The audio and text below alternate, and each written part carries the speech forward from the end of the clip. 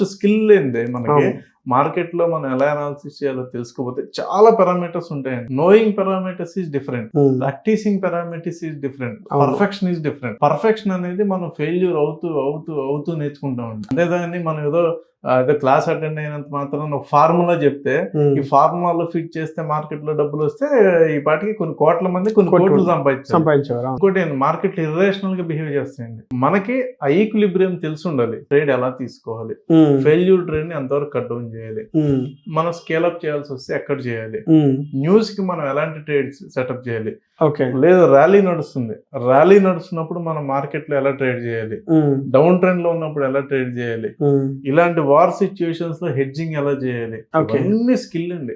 ఏం తెలియకుండా మనం ఏదో ఒక ఫార్ములా లాగా ఏదో చెప్తారు 2-3 అది చేసేద్దామంటే అవదండి. అండ్ ఇది కూడా మీ క్యాపిటల్ బట్టి మారిపోతూ ఉంటది. 50,000 పెట్టారండి, ఈ 50,000కి అప్లై చేసిన ఫార్మాట్ ఏదైతే ఉందో ఇది 5 లక్షలకు సెట్ అవ్వదు. 5 లక్షలు పెట్టినప్పుడు ట్రేడ్ చేసేది ఏదైతే ఉందో 50 లక్షలకు సెట్ అవ్వదు.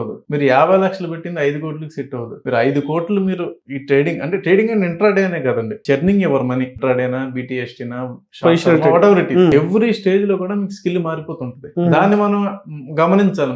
మనం ఏదో ఒక 5,000 పెట్టాము అదేదో అంటాం కదా, చేసాను 3,000 వచ్చినాయి మళ్ళీ మనం ఇంకొక 50,000 వేద్దాం, అది వేరండి.